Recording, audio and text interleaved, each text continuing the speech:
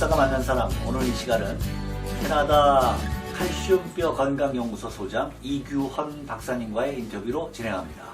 안녕하세요, 박사님. 네, 안녕하십니까. 네, 캐나다에서 오셨어요?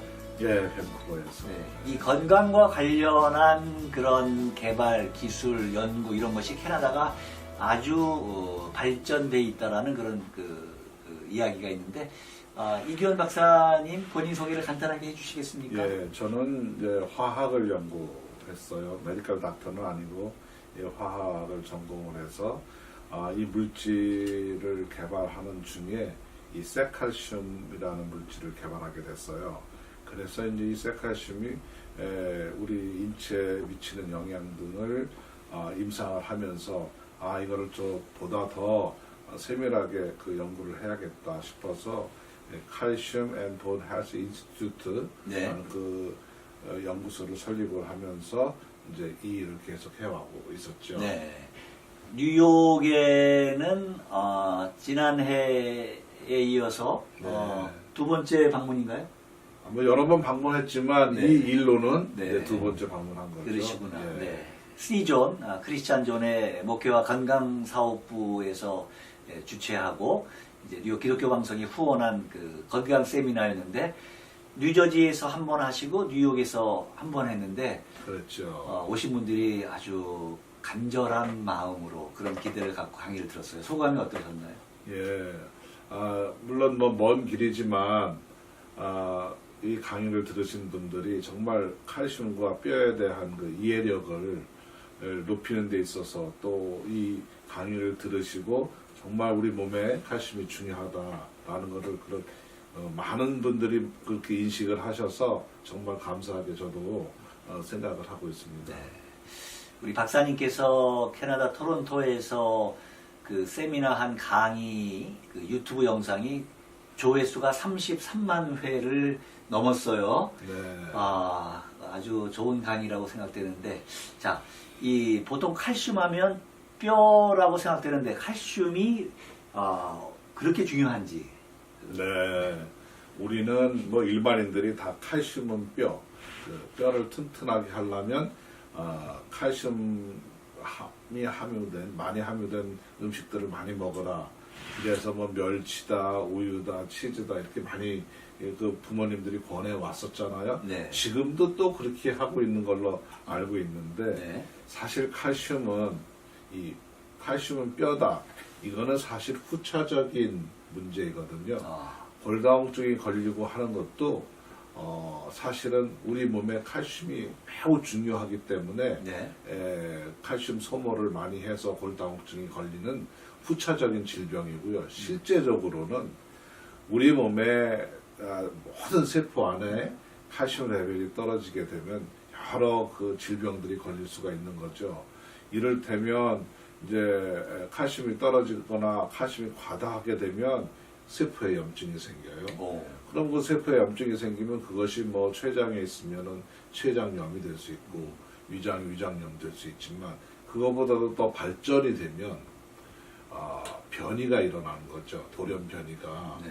그 DNA가 매 시간 복제가 되고 그러면서 세포들이 우리가 새로 죽고 태어나고 할 때 그 DNA 정보 전달을 해줄 수 있는 유일한 원소는 칼슘밖에는 없어요. 네. 그 DNA가 우리 몸에서 복제되면서 즉 우리의 혈구 같은 경우도 네. 100일에 한 번씩 교체가 되거든요. 교체될 때마다 새로운 적혈구가 생성되는데 제대로 된 건강한 세포가 생성되기 위해서 그 정보 전달을 DNA가 하거든요. 네. 그때 칼슘이 없어서는 안 되는 거죠. 네. 칼슘 레벨이 떨어졌을 때는 제대로 된 DNA가 복제가 안 되면서 변이를 일으키게 되는 거죠. 그게 만약에 혈액 중에 그런 일이 있게 되면 혈액암으로 발전될 수가 있는 거죠. 그렇듯 우리는 칼슘이 우리 몸에서 없어서는 안 되는데 심장의 근육을 움직이는 것도 칼슘이죠. 심장. 예. 그 심장 근육이 움직이는데 칼슘이 부족하게 되면 부정맥이 오는 경우가 많습니다. 네. 그래서 너무너무 중요하기 때문에 이 칼슘을 우리 뼈에 저장해놓고 필요할 때마다 우리가 섭취를 제대로 못할 경우에는 뼈에 있는 칼슘을 빼다 쓰는 그런 게 되는 거죠. 네. 뼈에 칼슘이 저장이 되어 있는데 그거를 필요할 때 뼈에서 나간다 그 말인가요? 그렇죠. 그러니까 우리 목에는 그 갑상선이라는 거, 나비처럼 생긴 모양의 네. 그 갑상선, 네네. 부갑상선이 있는데 갑상선, 부갑상선이 그 역할을 해주죠. 어. 뼈 안에 있는 칼슘을 빼내기도 하고 넣어주기도 하고. 네. 네.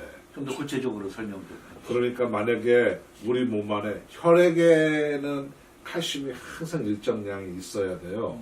그 칼슘량이 항상 일정한 양이 있어야만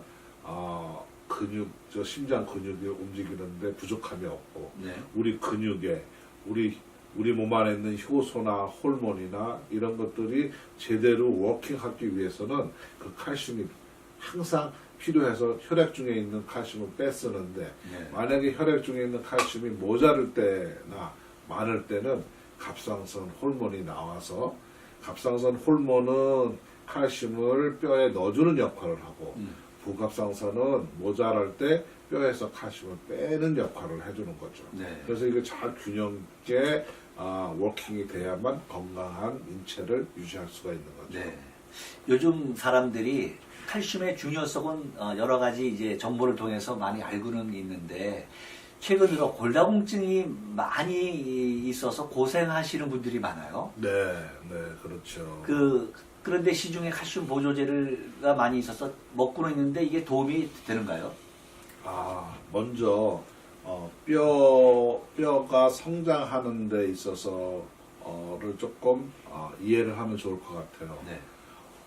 태아 때서부터 생긴 뼈는 생성된 뼈는 7살 때쯤 되면 한번 다 바뀌게 돼요. 그러니까 1년에 한 15% 정도 뼈가 바뀌게 되는데 그게 일생에 한 5번 정도 바뀌게 되죠. 그럼 35살 정도까지가 이제 5번 바뀌게 되는데 그 이후로부터는 이제 뼈 생성이 골 교체만 되지 더 밀도는 올라가지가 않게 되죠. 그래서 만약에 아침을 굶는다든가 또 바빠서 점심까지 스킵을 하게 되면 아니면 뭐 커피 하나로 그냥 때우게 된다면 아침서부터 점심 때서부터 저녁 때까지 필요로 하는 칼슘은 뼈에서 뺐을 수밖에 없어요. 그런 일이 반복되다 보면 뼈에서 뺐으니까 뼈에 구멍이 날 수밖에 없는 거죠. 그게 공이군요. 골다공. 그렇죠. 그걸 이제 골다공증이라고 하는데, 자, 35세에서 40세가 일반적으로 우리가 살아가는 데 있어서 뼈 밀도가 가장 높은 수준으로 도달하거든요. 네. 그런데 그때를 기준으로 해서 그때 제일 좋은 때를 기준으로 해서 10%의 본 로스가 생겼다. 이렇게 되면 그것까지는 이렇게 얼라우트해요. 그러니까 정상적인 뼈다 이렇게 얘기를 해요. 병원에서는. 하지만 10% 이상의 로스가 생기게 되면 그때부터는 오스테오피니아라고 골 부족증이라고 하죠. 네. 그리고 이제 병원에서 진단 내리기를 25% 정도 본 로스가 생기면 그때부터 골다공증, 오스테오포로시스라고 얘기를 하죠. 네.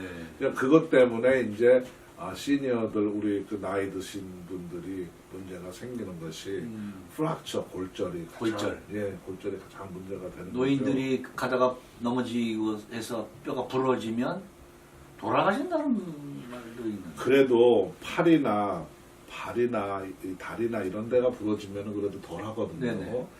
뭐 휠체어라도 타고 다니실 수 있지만 이제 대퇴부 이 엉덩이 뼈가 부러지면 꼼짝없이 그냥 침대에 누워 계셔야 되니까 정상인들도 열흘 보름 정도 침대에 누워 있으면 다리가 후들후들하죠.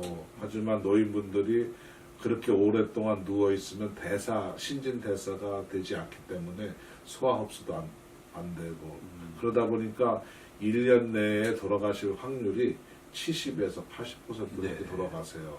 그러니까 골절을 아주 아주 치명적인 그 사망의 원인으로 작용하게 되는 거죠.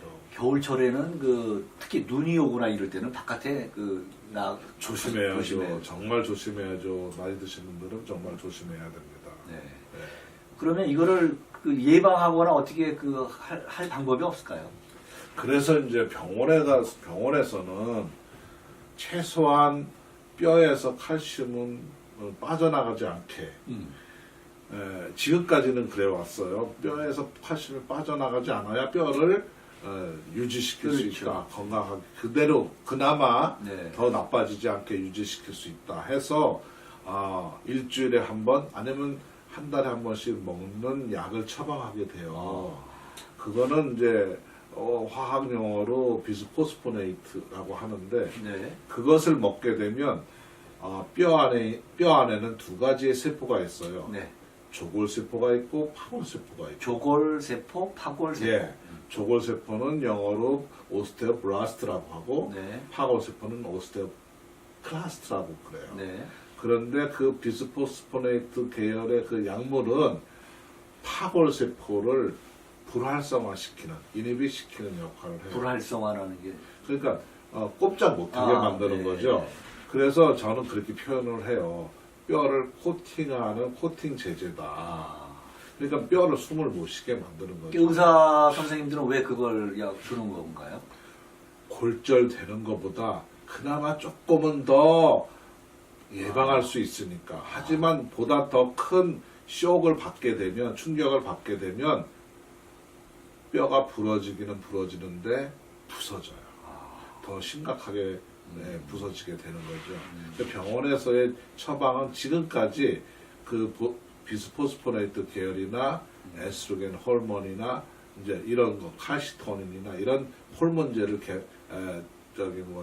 처방을 하게 되는데 실제 골밀도를 올리는 그런 제제는 아직까지 개발되거나 발견되지는 않았어요. 없습니까? 그렇죠.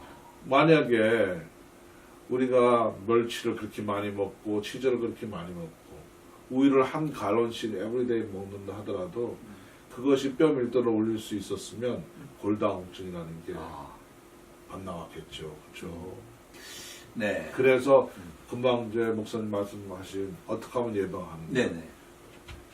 최고의 그 방법은 네. 운동이 제일 좋아요. 운동처럼 좋은 보약은 없다고 생각을 해요. 네. 왜냐하면 최소한 음식물 골고루 먹고 운동을 하게 되면 네. 최소한 뼈 안에 있는 칼슘을 뺏어지는 않아요. 그러니까 유지는 시킬 수가 있는 거죠. 음식 잘 먹고 운동하라. 그렇죠.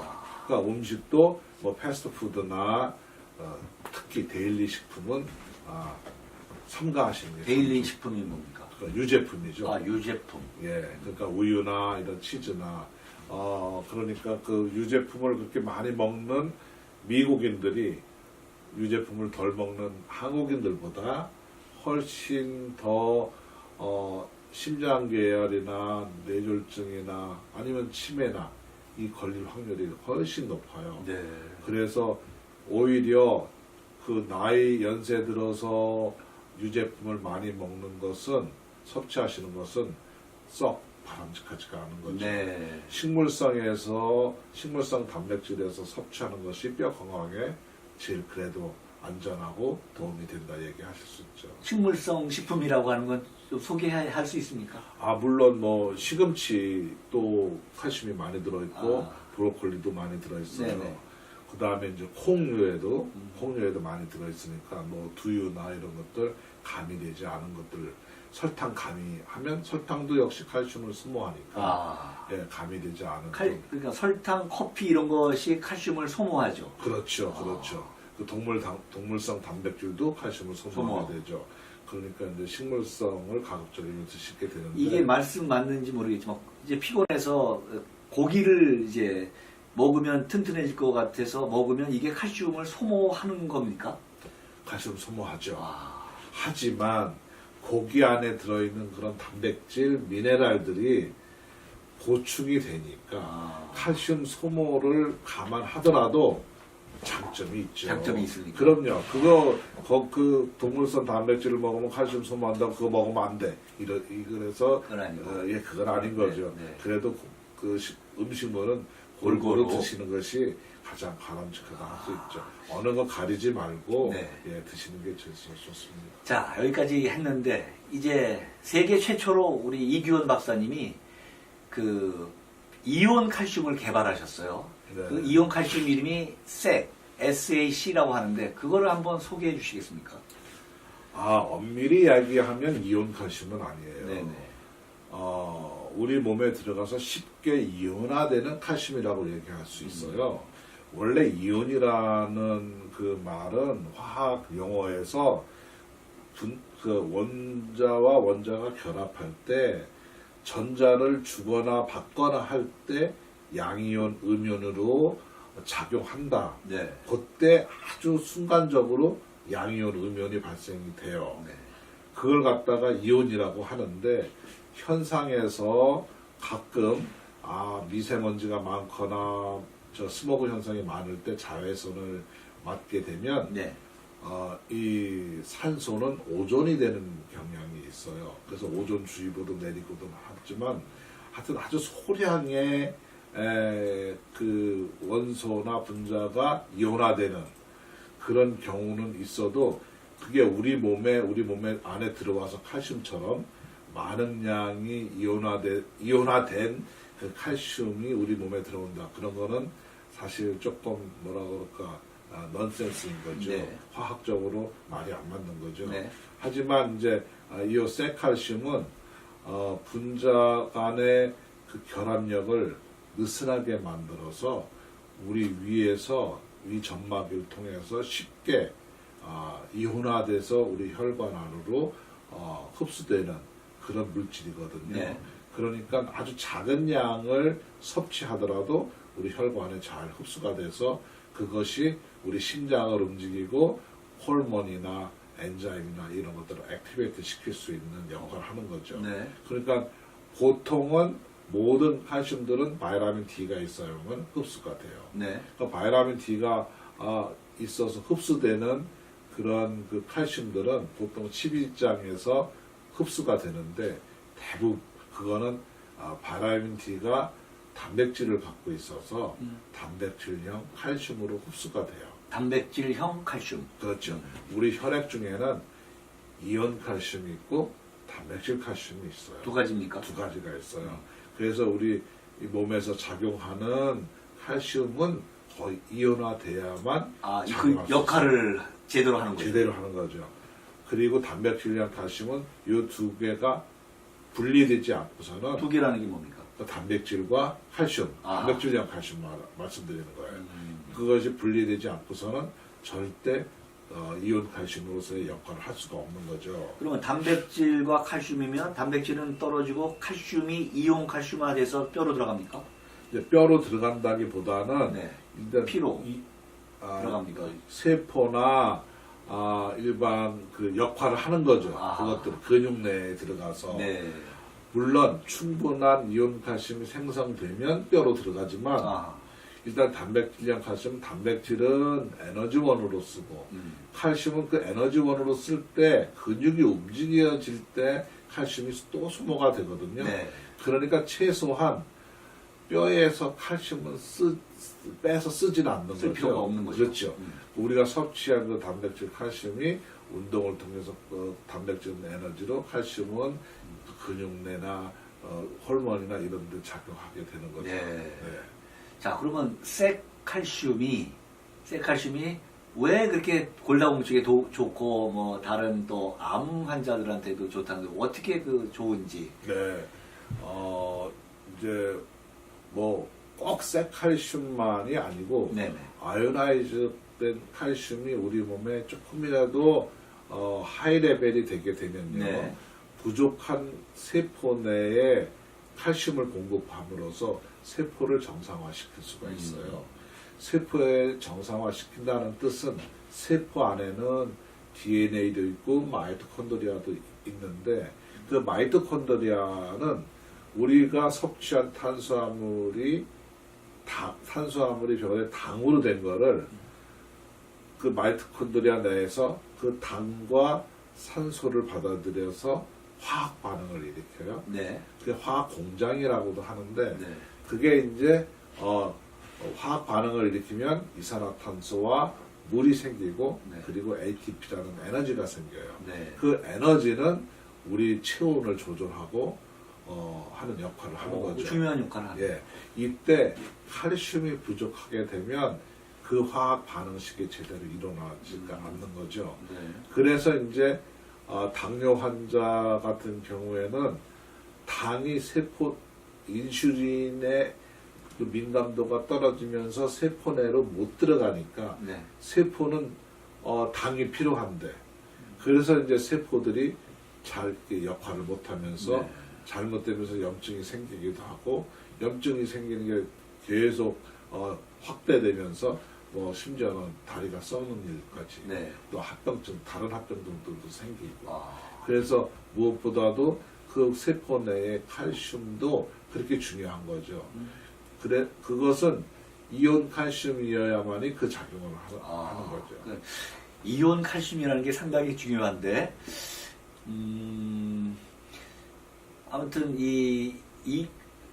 박사님이 화학 박사님이시다 보니까 화학 얘기하면 갑자기 이제 신경이 집중되다가, 네, 그래서 이제 이해가 좀 되기도 하고 좀 어렵기도 한데, 제가 듣기로 홀트 아동복지회 그 회장 가시던 그 마리 홀트 여사가 그걸 먹고 골수암 환자였는데 낫다는 그 이야기가 있어요. 예, 아마 2012년인가 13년에 다발성 골수암을 진단을 받으셨어요. 네.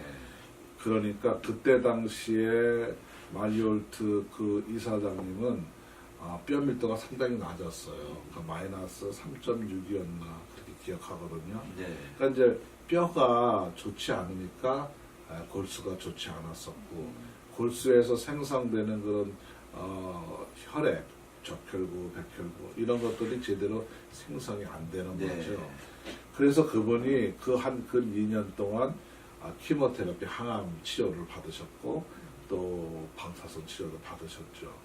그런데 2년 동안 어떤 결과도 없이 점점점 몸이 아주 안 좋게 되셔서 더 이상 이제 키모를 못 받는 상태까지 이르렀죠. 음. 그래서 원래 그분 고향이 그 오레곤주. 예, 오레곤인데 이제 친척들도 오게 해서 마지막 이제 인사한다고 그렇게까지 되셨는데 그거를 제가 아는 지인을 통해서 알게 되면서 이 세칼슘을 공급해 드렸어요. 네. 하여튼 그 말리올트 여사의 그 조카가 네. 메디컬 닥터인데 아. 그 메디컬 닥터 그 조카는 키모를 계속 해야 된다. 네, 이거 먹지 말고 말렸겠네요. 그렇죠. 이거 그거 외에는 방법이 없다고. 그런데 2년 동안 한 결과가 뭐냐?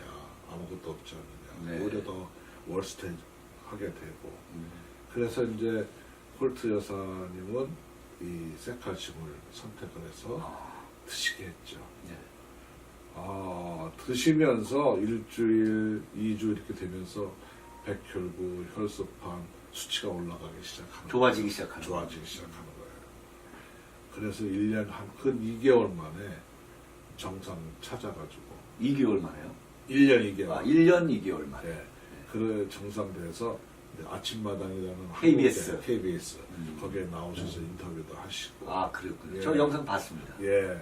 그런데 이제 더 중요한 거는 신장이 그분이 참 안 좋았었어요. 신장의 기능을 이렇게 나타내는 지표가 있는데 그 GFR이라고 그래요. 네. 그 GFR의 수치가 10%도 안 됐었어요. 네. 근데 지금 현재는 60% 정상으로 됐고요. 아. 또 뼈 밀도는 네. 3.6에다가 마이너스 0.8인가 이렇게 해서 정상으로 됐어요. 네. 80대신 분이 아. 뼈 밀도가 그렇게 올라갈 수 있는 네. 역할을 한 게 세카슘밖에 없는 거죠. 그렇군요. 예. 그래서 참 감사하죠. 네.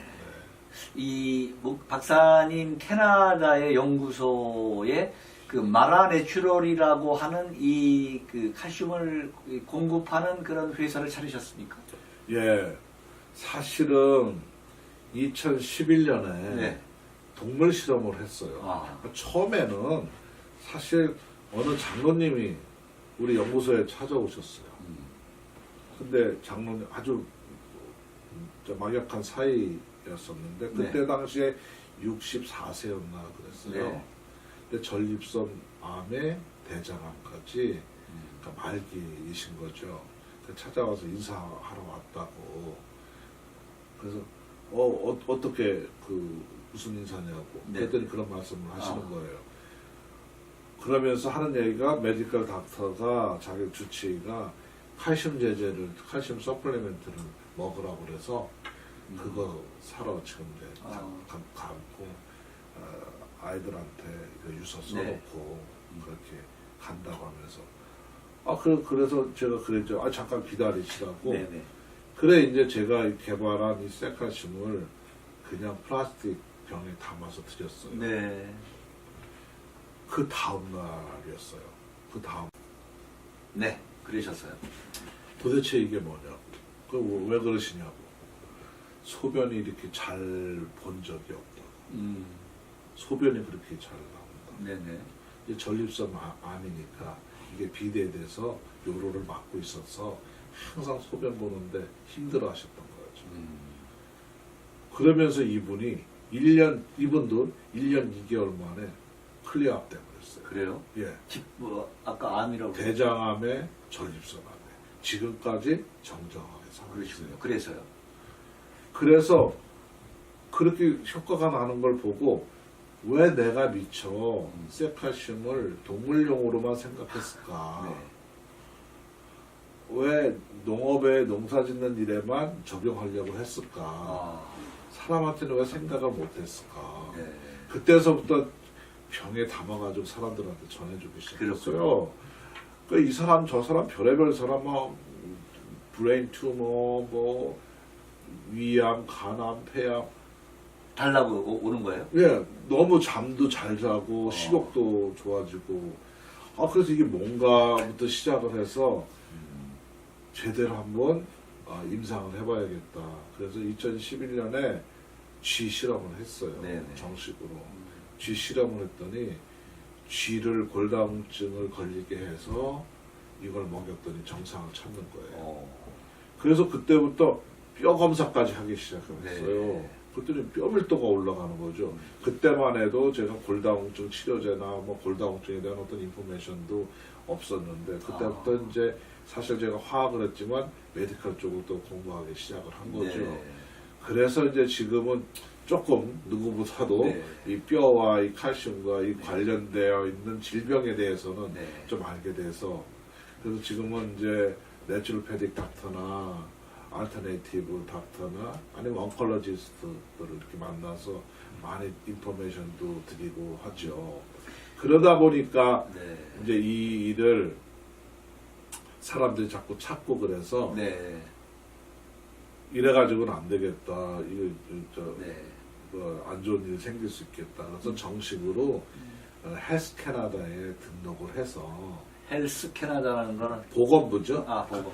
캐나다의 보건부죠. 네. 거기에 이제 등록을 해서 정식으로 MPN 남바라고 있어요. 네. 그 남바를 받아야만 이제 서플리멘트로서 이제 캐나다 내에서 보조식품, 보조영양식품. 그렇죠. 캐나다 내에서 정식으로 판매할 수가 있는 거죠. 그렇군요. 그게 2013년이었어요. 네. 그러니까 돈을 벌려고 그 기술 개발한 게 아니라 하다 보니까 그걸 필요로 한 사람이 줬더니 그게 좋아져서 이제 여기까지 이제 그랬죠. 왔는데 그랬죠. 이름이 회사 이름이 마라 내추럴이에요. 근데 마라라고 하는 거는 성경에 나오는 그 마라입니까? 맞습니다. 제가 크리스찬이라서. 그러시군요. 네. 사실 참 저는 하나님이 꿈으로 많이 보여주세요. 네. 간증해도 돼요? 간증 그럼요.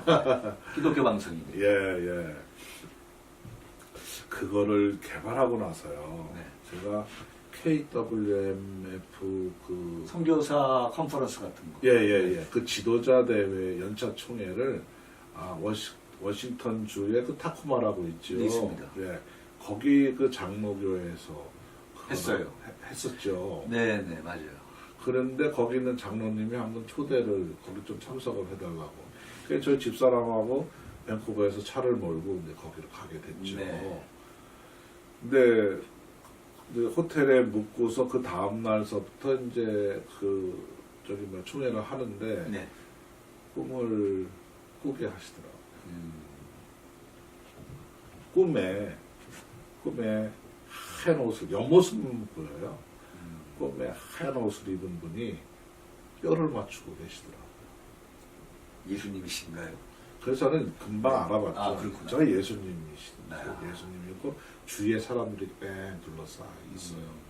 그 뼈를 이렇게 맞추고 하는데 두 엄지 손가락을 이렇게 꼭꼭 눌러대니까 살이 돋고 핏줄이 생기는 거예요. 네. 성경에서 나오는 그렇군요. 그대로요. 야, 그래서 그냥 유심히 이렇게 쳐다보고 있었죠. 그랬더니 그분 옆모습만 보여요. 네. 옆모습에 이 눈썹 있는 데려서 막 땀이 그냥 막 이렇게 쏟아지기 네. 시작하더라고요. 얼마나 힘드신지.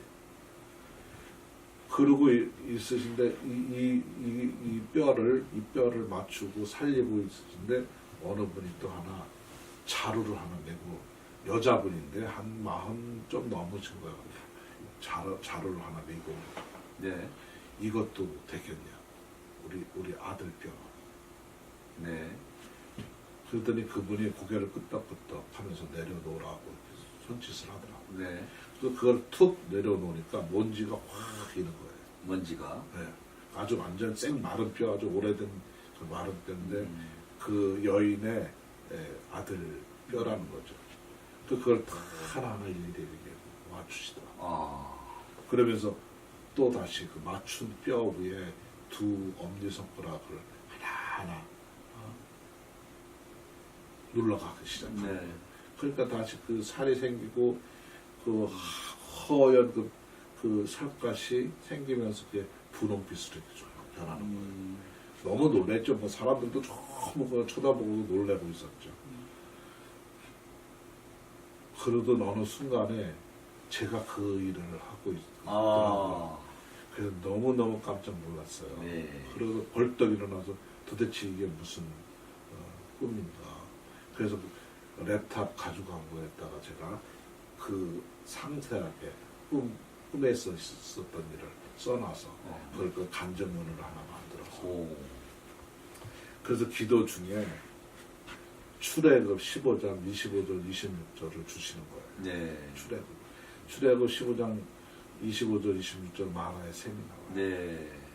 그래서 그 마라의 그 모세가 애굽을 그 출애굽하면서 처음 도착한 데가 마라. 네. 근데 막 목이 말라 하는데 그 물이 마라의 물이 쓰잖아요. 네. 이제 어느 2015년에 발리에서 선교 대회를 했었는데 그때 이름을 마라네추럴이라고 지었을 때 아. 인도네시아에서 그 마라라는 말은 화내다, 분내다, 성내다라는 뜻이래요. 오. 왜 하필 그 마라라고 쳤느냐고. 네. 그때 처음 알았어요, 그런 말을. 네. 하지만 성경에서의 말하는 쓰다라는 그렇죠. 뜻이죠. 그 쓰다라는 말은 일맥상통할 거예요. 고통하고 네, 뭐 이런 것하고 일맥상통할 것 같아요. 그래서 옳거니 맞다. 인생은 쓰다. 하지만 하나님과 함께하면 치료하고 그 쓴물이 회복하고. 바로 네. 단물이 네. 된다. 우리 인생도 원래는 쓴데 그렇죠. 제이시 태어났으니까 네. 그렇죠. 하나님 예수님을 믿으면 그 자리가 바로 천국이 된다라는 의미잖아요. 네. 그래서 이 마라라는 그 마라 내추럴이라는 이름을 짓게 됐죠. 그렇군요. 내추럴이라고 하는 건 이제 자연으로 다시 돌아간다는 의미니까 네. 하나님한테 또 이걸 뭐 성경적으로 자꾸 이렇게 깊이 들어가게 되면 뭐 이렇게 사람들이 그 거부감을 일으키는 사람들도 많으니까 그렇죠. 그래서 그냥 하지만 마라에 대한 거는 양보하고 싶지는 않아요. 아, 그렇군요. 예, 마라는 제가 주신 거니까 네. 그건 끝까지 내가 킵하는 거죠. 그렇군요. 아무튼 마라내추럴에서 이규원 박사님이 개발한 이 이온 칼슘이 많은 사람들을 이렇게 고쳐서 아주 기쁜 생활을 이온 칼슘이라고 하시면 안 되고 뭐고? 쇠칼슘이라고 쇠칼슘. 하죠. 그러니까 쇠. 이온화가 쉽게 우리 몸에서 될 수 있는. 네. 그러니까 많은 분들이 이렇게 이온 칼슘 하지만 다른 그 이온 칼슘하고 그런 것하고 완전히 차원이 아, 다른. 그렇군요. 예. 그래서 쇠칼슘이라고. 네, 죄송합니다. 하십니다. 네. 쇠칼슘. 네. 쇠인데 이제 쇠 그러면 이제 이게 고유명사잖아요. 그래서 잘 모르실 것 같아서. 고유명사라기보다는 보통 명사인데 고유명사화가 된 거예요. 그렇죠. 쇠기란 S는 시그마라는 뜻이에요. 화학의 결합에 있어서 시그마 결합, 파이 결합이 있어요. 네. 그래서 앞에 시그마 결합이라는 말을 쓰려고 해서 시그마라고 한 거고요. A는 쇠께서 A는 안티라는 뜻이에요. 그 안티라는 뜻은 안티본딩이라는 뜻은 헐겁다 그런 뜻이에요. 반결합이라는 의미예요. 네. 완전 결합이라는 뜻이 아니고. 네. 그리고 C는 칼슘의 C로 한 거죠. 그러니까 이제 이름을 짓다 보니까 그게 고유명사화가 그렇죠. 예. 그 의미죠. 그러면 한국말로 뭡니까? 한국말로 하자면 시그마 시그마 안티본딩 안티본딩 칼슘. 원래 풀네임은 시그마 안티본딩 몰레큘이 그 분자라는 뜻이에요. 아, 그렇군요. 예. 시그마 안티본딩 몰레큘 칼슘 카보네이트. 네. 풀네임이 그런데 그 다 얘기할 수 없잖아요. 그렇죠. 네, 그래서 준말로 그냥 쇠칼슘이라고 네. 해서 이제 그게 고유명사화가 됐고 이제 구글이나 뭐 이런데 쇠칼슘이라고 치면 나오게 네. 되죠. 알겠습니다. 자, 이제 마무리 말씀 한마디 해주시고 인터뷰를 정리하도록 하겠습니다. 네, 정말 제가 이 쇠칼슘을 개발하면서 지금까지 수많은 다국적 기업들이 골다공증 치료제를 개발하고 항암제를 개발하면서 제대로 오히려 그런 약물들을 먹게 되면 오히려 또 다른 그 부작용을 막기 위해서 또 다른 약을 먹게 되고 또 다른 약을 먹게 되잖아요. 이것이 정말 하나님으로부터 받은 선물인데 정말 좋은 그 영향력 있는 그래서 우리 몸이 좀 더 건강하게 또 이 땅에 살면서 하나님 일을 정말 더 열심히 하는 그런 그 도구가 되기를 저는 기도드리죠. 제가 알고 있기로 그 선교사님들 해외에서 오지에서 고생하시는 선교사님들의 그 열악한 환경 가운데 선교하는 가운데 몸들이 많이 안 좋아졌잖아요. 네, 그분들에게 많은 도움을 주고 있다는 제가 이야기를 들었습니다. 네, 한 7, 8년 전에 그 덴마크의 어느 연구기관에서 그 조사한 게 있어요. 한 3만 5천 명을 대상으로 해서 50대 뼈가 좋은 사람하고 안 좋은 사람하고 평균 수명을 측정을 해봤더니 11년 6개월의 차이 나는 거죠. 그러니까 선교사님들이 뼈를 강건하게 하면 뼈가 강건하면 골수가 강건하고 네. 면역력도 좋아지고 그렇게 되면 선교의 일, 하나님의 일을 10년 더 연장시킬 수 있는 그거는 충분한 그런 그 바탕이 되리라고 확신합니다. 네. 또 그분들에게 또 많은 또 도움을 주시는 역할을 계속 이렇게 확대해 주시면 좋겠습니다. 네, 감사합니다. 문석진 목사가 만난 사람, 오늘은 캐나다 칼슘뼈 건강연구소 소장 이규헌 박사님과 인터뷰를 진행했습니다. 이규헌 박사님의 최근 신간 쇠 칼슘의 혁명이라는 그 책도 나와 있습니다. 네, 자막 보시고요. 네, 지금까지 진행의 문석진이었습니다. 박사님 감사합니다. 네, 감사합니다.